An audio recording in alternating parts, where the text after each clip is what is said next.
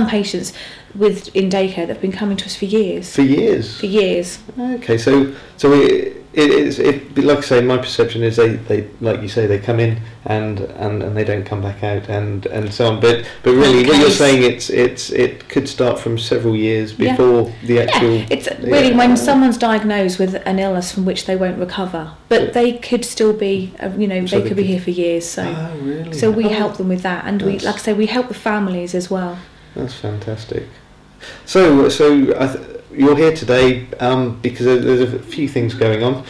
One of the big things you've mentioned is the Hospice Care Week. That's right. This week actually is Hospice Care Week. So hospices around the country, I think there's over 100 hospices are involved, and we're just all getting out there into our local communities and getting the message out there about what hospices are all about, because like I said earlier, there's just a misconception about what they are. So my team have been out. I think we had some people in Felixstowe yesterday. We've got some of the girls are outside Debenhams in Ipswich today. We've been visiting all of our local shops and talking to people and asking people what hospice care means to them. So it's a big campaign running across the country this week. Quite a few celebrities have got involved. There's a lot of hospices that have celebrities as sort of patrons and things. So it's a very appropriate week to be here. Actually, that's brilliant. So like you say, it's getting the message across, and is that a message of as you say, what you actually do and how you go about the job, and getting people interested in being involved volunteering? That's right. I mean, volunteers. One of the things that I do is I organise events, and there's one event I do that we have nearly 200 volunteers help out with one event, and we couldn't do the events just wouldn't run and wouldn't raise money. And I think the other thing about Hospice Care Week is getting people to understand that hospices aren't NHS funded. They are charities. They get some funding, but that's not always guaranteed, and so we have to raise a lot of money ourselves. So that's why we do the things that we do, and the events from my side, that's why we do the events that we do, because it brings in quite a big chunk of income. Brilliant. Okay, so what are the figures then? Are they very large amounts of money? Fairly large. For St Elizabeth Hospice, we have to raise 8.7 million a year to keep running, to stay open. That's a lot of money. Okay, so and has that increased It's increased in the last year, because we've just extended our services up to Great Yarmouth and Waveney. So we're not just a Suffolk-based charity anymore. We have some beds at a hospital up in that area, and we've got daycare services as well. And hopefully we'll extend those services even further. Oh right. So you mentioned volunteers. You mentioned that a lot of things just wouldn't happen without them. So in the running of the hospice, is there a substantial amount of volunteering? There is, and we use volunteer drivers. We need volunteers for fundraising, for events, for doing collections. We do a lot of collections in supermarkets, on the street. We have volunteers within the hospice, therapists, the hairdresser, I think I mentioned earlier, our beauty therapists, drivers to go and pick patients up, gardeners. They just all come in.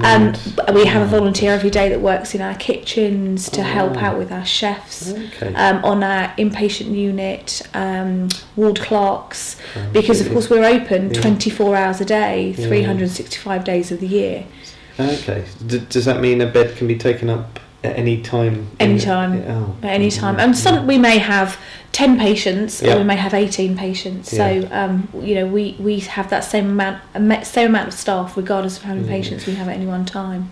So with Hospice Care Week happening, are you linked to any other hospices? Is that how it works, or are you just separate entities that? We are separate charities, but we work very closely with other hospices. For Hospice Care Week, for example, we're working closely with St Nicholas Hospice, who are based in Bury, and they deal with the kind of the west side of Suffolk, and they sort of go into Cambridgeshire. So we're dealing quite closely with them.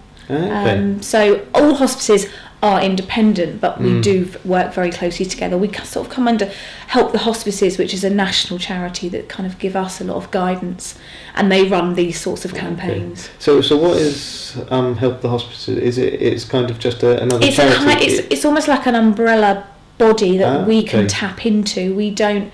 They just help us with advice. They kind of aid communication throughout all the hospices. They run a lot of conferences, a lot of courses that people from any hospice can go to.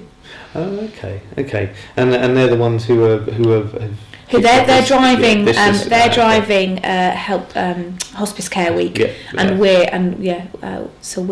all involved in that. So getting the message out, obviously having to fund 8.7 million, which is doesn't mean an awful lot to me in terms of that much money, so it's a lot. And so you've extended your service, presumably again the same principal daycare with doing all that kind of stuff. Yes. And you're actually presumably having to pay the hospital for the beds that you have in. And staffing. Oh, okay. Yes. And then, and up in that area, we're trying to get our name out there at the moment because they don't know a lot of the local community don't know who St Elizabeth Hospice are. Okay. So we're recruiting volunteers, and just getting the message out there. So Hospice Care Week actually helps us with that. We're constantly sort of promoting ourselves anyway, but Hospice Care Week is just another avenue in which we can. So you've extended out. Is that because there's no hospice around the area that is there? Yeah, our senior management team just looked at the area and actually realised we've got a couple of them that live up north of Ipswich, and actually realised that there was no hospice care in that area. So our board looked at it very closely. This is several years ago now. They looked at it very closely and decided to extend services up there. Oh, okay.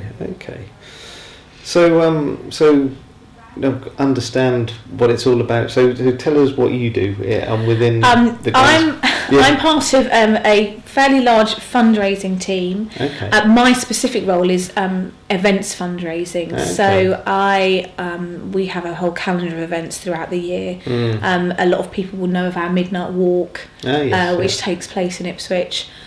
We've done 5 now. That's my baby, and I organise that. Along with we've got Great Escape, Fire and Ice. We've got Christmas Day Dip down here in Felixstowe. We've got New Year's Day Dip up in Waveney this year. Okay. And that brings in quite a lot of money from our events side of things. Our fundraisers also deal with our lottery. Okay. We've got the hospice lottery, which is a great source of income for us. They're dealing with people in terms of legacies. That's a lot of income we get from people who leave money in their wills. In the wills, yes. And it's one of those things. It's always the unknown. You can never plan how much you're going to get from it because people don't tend to tell you. No. But we I think do encourage obviously our supporters to leave money to us and other charities. But I think, and that seems to be the way that people, but it's going now. A lot of people want to leave their money to charity rather than to family members. Well, they can do it together. So you mentioned, I'm presuming we've mentioned the sheer cost of it. So you mentioned a large team, events, which is kind of understandable for fundraising. So how many people are in your team, or is there a? There's probably between 15 and 20 of us. Oh, really? So it's pretty large. It's quite a large team. Not all full-time people, but like I say, we're dealing over. We've got a great community fundraising team that deal with people out there who are raising money on our behalf, and that's a very big chunk of income for us actually. So it's like a third party. Yep, third party events. We've got a lot of third party events. We've got things that are well known. Ufford Bygones, Casgrave Music Festival is a third party event which is run in memory of somebody by a group of people. Brilliant event in Felixstowe recently, Race for Jace, that raised a lot of money for the hospice, and that's a third party event of us. So it's a lot of people who are out there who have a real connection with the hospice that want to raise money for us. So we give them all the support they need to do that. Yes, okay, that's brilliant. So so your baby is the Midnight Walk. My baby's the Midnight Walk. What does it take to do that? Set it up. 200 volunteers. Oh, is this the 200? Oh, okay. This is the 200 volunteer event. It's for anyone that doesn't know about the Midnight Walk. It's a 5 or 8 mile walk around Ipswich at midnight. It takes place in May, just before the football season starts, because we start and finish at Ipswich Town Football Club. Oh, okay. Yeah. And those 200 volunteers basically marshal that walk for us. Okay. They have to marshal in pairs, because we can't have anybody standing in the dark on their own. On their own, yeah. Okay. And it's pretty immense, actually. It's a absolutely amazing event. It's great. I mean, I stood on stage this year and saw 1,500 ladies warming up to Zumba. It was great. It was great. It was good fun. It's good fun. Okay. But that's our biggest event of the year. But we do have a whole calendar of events that take place that people can get involved in, so they don't just have to walk around at midnight. So you've done it five years in a row now. Has it got bigger and sort of? It has gradually got bigger over the years, and we are just about to announce the format and date for next year. That we're going to make a few changes to it next year. So it's a case of watch this space. In the next few weeks, we'll be announcing that. Okay. So you mentioned some other events. So you mentioned, what was it, the Great Escape? Tell us about that. That sounds interesting. It's taking place this weekend. It's on Saturday. Registration closes tomorrow at, I think, 5 o'clock. So there is still time to sign up if people want to. Okay. Basically, there's our flyer. Teams of 3 or 4 are blindfolded. Yeah.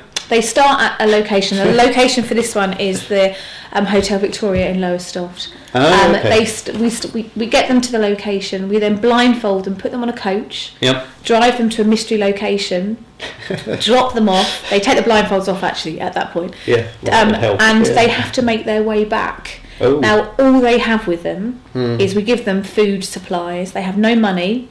Okay. A mobile phone that will only make emergency calls, and a compass. Wow.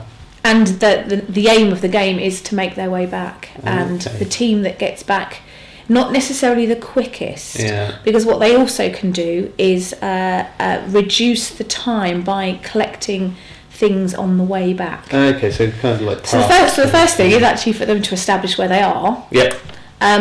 We had the Great Escape event down in the south of the county earlier on this year, and they had to get from Shingle Street to Shotley. Oh, right. And that was 32 miles. Wow. By road. Yeah, so... But there are 2 rivers. You've got the River Orwell and the River Deben. And we did... the phones they have GPS on them, so we actually sit at the venue and we can see where they are, and we saw people going all over the place. All over the place, and the first people that get back aren't necessarily the winners, because we did have a team that came straight back, but they didn't do anything on the way. So when they do things on the way, we reduce their time. You see, by quite a lot, presumably. We do. Okay. So that's this weekend actually. So that's quite exciting. Looking forward to that. So has that been going many years, or is that? We've done. It's the first time we've done it up in Waveney or in Lowestoft. But I think it's the 3rd time we've done it down here, and it's worked really well. So I saw the flyer, but it looks like you do it in fancy dress as well. Is that It's not, and there is a prize for the best fancy dress. However, if you are trying to hitch a lift in normal clothes, chances are no one's going to pick you up. No, that's a good point. Yes. Fancy dress. 4 of you in fancy dress. People tend to know that there's something going on, so that's why people. But they really do make an effort, and it's really good fun. It can take some people an hour to get back. It can take some people 5 hours to get back. Oh, really? But it's good for bonding. Yeah, I can imagine. Yes, it's for teamwork. There's a lot of. We do have a lot of companies that get involved. Send their staff out for a bit of sort of team building. Yeah, that's a good word. Yes, indeed. So obviously the one in Felixstowe, it sounds interesting. So that was the, let me get this right, the Felixstowe Christmas Day dip. Christmas Day dip. So, go on, tell us. It's on Christmas Day.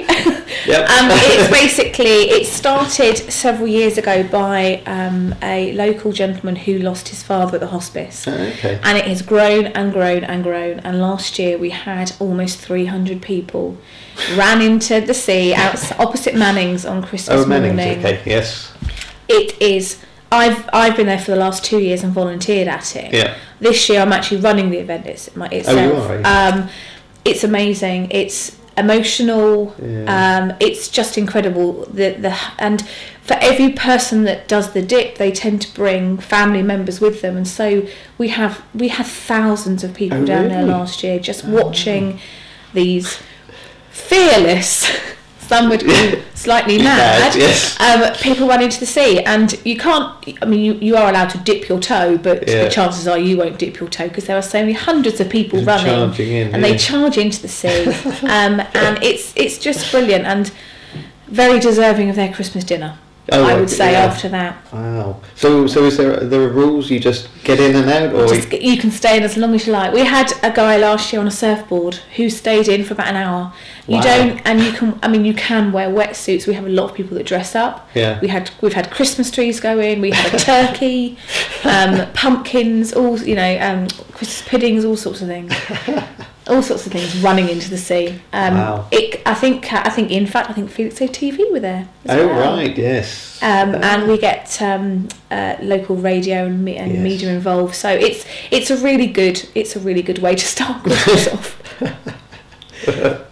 Oh, brilliant! So something closer to now is the Halloween. We've got our Fire and Ice event at Kesgrave Community Centre on the 27th of October, and we've run this event before, and we have up to 30 people walking on hot coals, slightly hot. 550 degrees Celsius. Okay. And they walk on coals and raise money for us. And this year we've introduced the ice. The ice element is a glass walk, so you can walk on shards of glass. Ooh. It's run by Scott Bell, who is the Guinness World Record holder for firewalking. Okay. And he helps us out with this event. Oh, good. And people do it more than once. Oh, really? So he runs. So people they pay their registration fee. We ask them to raise sponsorship money. Yes. Because at the end of that's the income, and that's what we're doing the event for. And they get a seminar run by Scott Bell, and he talks them through the process of doing it. Okay. So, and we haven't had any injuries. So, I think. So have you given that a go? I haven't, because I wasn't there the last couple of years, and I can't do it this year because I'm actually running the event. So I need to obviously be. First person to be injured. But it's really popular, and we've also got a Halloween party that sort of takes place at the same time. We've got lots of things for children, pumpkin carving, lots of different games for the children. So it's a whole kind of family Halloween event, which is just topped off with lots of people walking in the hot coals, and people do it more than once. So is that done outside, or is that in other? The ice is done inside. So they set up. It's basically like a long lane, and it's like they set the ice up inside, which is the glass. Yes. And then the fire, they come along a few hours before the event starts and get the coals hot. Oh, okay. And that happens when it's dark, actually, so it looks amazing because they're smouldering. Yeah, yes. But it's all in the mind. Apparently, it's all in the mind. It's all in the mind. It's all in the mind. It's a good event. It's good fun. Like I say, lots of families come along with the children. There's lots of children in fancy dress, so we do prizes for fancy dress, and that's brilliant. Yeah, like I say, pumpkin carving. Our catering guys do a great barbecue. There's a bar there, so it's a really nice event. Oh, lovely. And that was the 27th of October. 27th, so still time to there is still time, and places are limited because we can only have so many people do it. So they're selling out now. So. Oh right, okay. So if you're interested, so obviously loads of events happening, loads of third-party events. bringing in the money to support such a wonderful charity. Yes. So is there steps for the future? Are there sort of steps afoot to expand further, or? Yeah, I believe so. We'd ideally like to open our own building in Waveney, like we do in Ipswich. Okay, so I think there are plans afoot to raise even more money in the coming years to enable us to do that. We've got some new events in the calendar. We've got a literary lunch in November, which is being held at in Thorpeness with Anthony Horowitz and Meg Rossoff, who are authors, will be known to lots of people. We've got a hospice ball next May at Trinity Park, so a real black tie posh ball. So nice. That's a new one in the calendar, and we're constantly looking at events that we can run ourselves. We have a lot of events that are run by third parties, an awful number of events, and that brings in such a lot of money for us. So even if people want to do a coffee morning or of course I haven't mentioned is at all of our shops that bring in income for us as well. All of our retail shops. We've got, 2 in Felixstowe. We've got the hospice shop on Hamilton Road and the furniture shop as well. So we're constantly looking at new places that we can open up shops as well. So 8.7 million is a lot of money. Yes, lots of ways. It's a lot of money to raise. Money. There's a lot of money, and there's a lot of ways that people can help. So yeah, it sounds absolutely fantastic with all these people doing all these slightly mad and possibly things. We have some fairly tame events. And of course we have a lot of people that do what we call our challenge events. We've got people that skydive, climb Kilimanjaro. The London Marathon. We get people that run it for us. So there's more normal things that people can do, but more personal challenges that people can do as well. Yes. Okay. Well, thank you very much for your time today. Thank you. So, last thing, contact. Is there a website? Is there something if people want to get involved? There is. All of the information's on www.stelizabethhospice.org.uk. Or the fundraising team you can get on Ipswich 723 600. Brilliant. So if you want to get involved, please do. This has been Felixstowe Matters for Wednesday. We will see you tomorrow.